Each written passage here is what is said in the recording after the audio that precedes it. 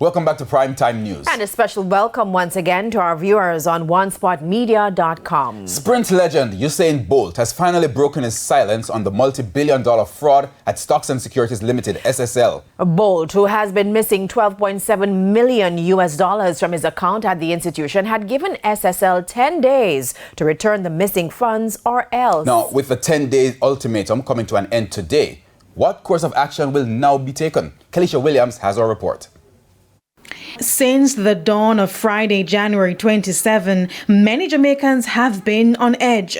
The reason? It has been 10 days since attorneys representing Usain Bolt threatened to sue Stocks and Securities Limited SSL if the $12.7 million missing from Bolt's account was not returned. The statement was made on January 17, which means if his attorneys follow through, SSL could be sued. On social media, dozens of people have been asking if the money was returned or what course of action will now be taken.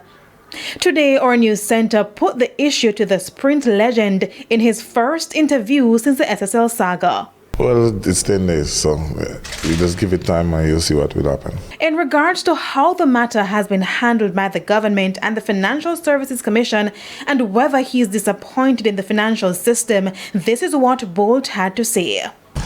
I don't want to say too much, but as we know, it's from everybody's standpoint, it doesn't look good.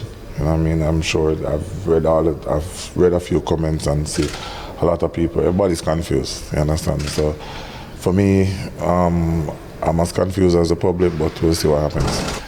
It's always going to be a sad situation, you understand? For anybody to lose what they've worked hard for is always a sad situation, so definitely disappointed.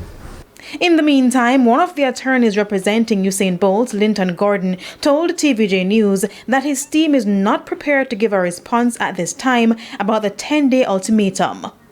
Mr. Gordon said they are in communication with the Financial Services Commission and there are some issues which are being addressed.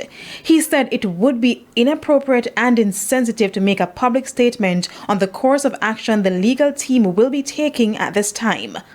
Mr. Gordon also said if there's any update, the public could hear by next week. Kelisha Williams, TVJ News.